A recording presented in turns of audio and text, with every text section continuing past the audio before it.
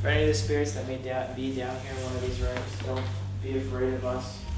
We're not here to harm you in any way. We're simply here to ask you a couple of questions in order for us to get a better sense of who you are and what this place is.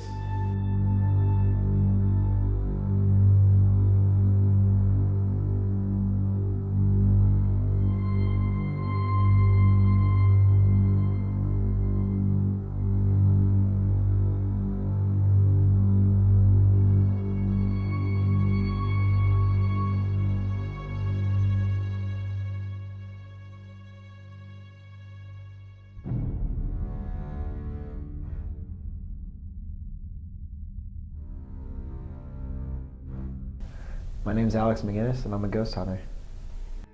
When I first started out, I didn't believe. I was like, nah, this is just something cool. I love scary things, so this was definitely up my alley. I'm like, oh, this would be awesome. I get to go to all these cool places. 4 years later, I find myself thinking like, I'm not necessarily a full-on believer, but I'm probably in the middle, on the fence there right now. People have their assumptions of what happens after death, and whether that be you just get buried in the ground and that's the end of it, or your spirit still lingers around.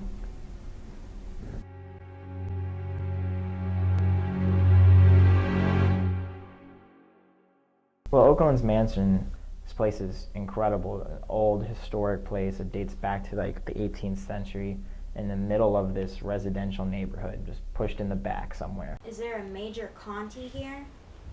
We've heard that you like to make yourself well known.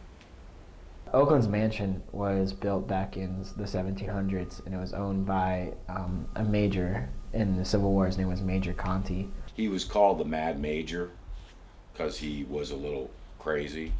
You know, it was passed through different families over the generations, and it still stands today as a very, very old building. And it was just beautiful. The place was absolutely incredible looking, and definitely fit the whole creepy, eerie, paranormal feeling. Look at that creepy mirror. Yeah, get a shot of that. There were slaves on the property at one time, and as you know, back in those days, slaves were on the top floor. So the top floor is very active here. There's a couple of audio pieces that were interesting. Definitely requires a double check over, a look over again. And things that we're really proud about. Everything was captured either in the basement or upstairs on the 3rd floor. During our investigation, there was a couple of people in our group who had personal experiences of like feeling cold spots or hearing things. We're going over the audio while going over our review session. There's been a couple things that we've caught on audio. My ear just suddenly upstairs on the 3rd floor started getting really red. Just one ear, my left ear. And then it started throbbing, and it actually kind of hurt for a little while, but it's doing a little bit better now. But not entirely sure if that was something paranormal or not. There's 3 main pieces of equipment we use. Our handy cams, like a handheld camera, night shot cameras to help us see in the dark. With the night shot cameras, it's helping us see not only the visible light, but the infrared light, so where there's better possibility of capturing a spirit who might manifest themselves in a light that we can't see. Another piece of equipment that we use is just a random digital recorder that helps us capture any type of EVPs that we do. We hope to try to get some responses on it. When we ask questions sometimes, we don't really hear a response to that question, but sometimes when we play it back on audio, we'll hear it on audio. So that's what you see on TV when they're playing it back. Exactly. It's just a regular voice recorder. Just a regular voice recorder. How many slaves were living in this room?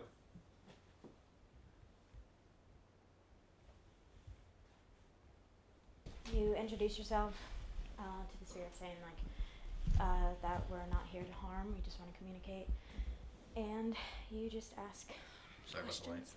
It's okay. One of my favorite pieces is our EMF detector, which stands for electromagnetic field detectors, and that's just measuring the electricity in the air. The theory states that spirits can manifest using electricity. If you're in another room, can you come walk down the hallway to us? There's a lot of books. Did you enjoy reading?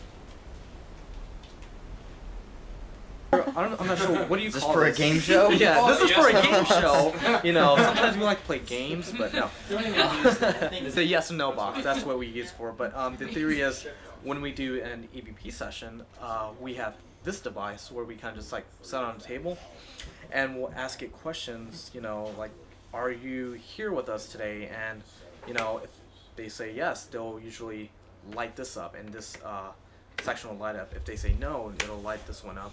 But, So it's not an actual button. it's like a field. It's like an electromagnetic field. If they break that field, Right. or if they touch Then it it'll somewhere, it's gonna go ahead and shine off. So that's that. We're told you're not a fan of very loud music. How does this make you feel?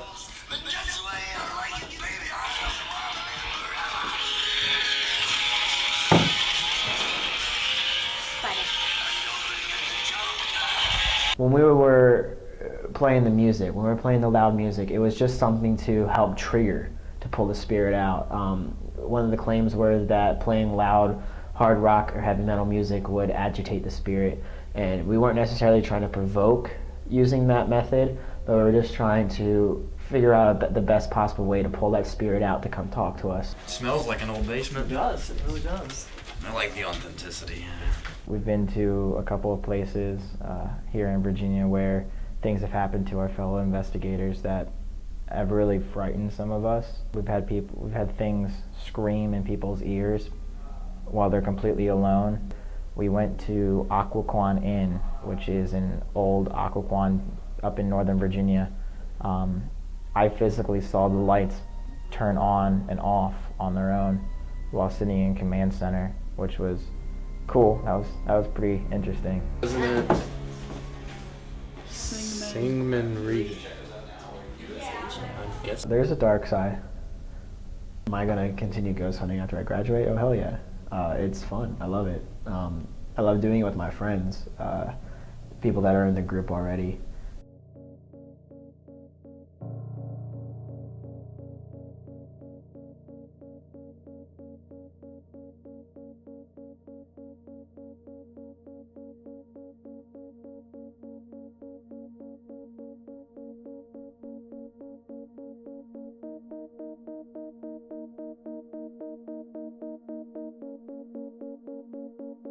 I don't know who doesn't think about what happens after death, like what actually happens. Everybody thinks about it.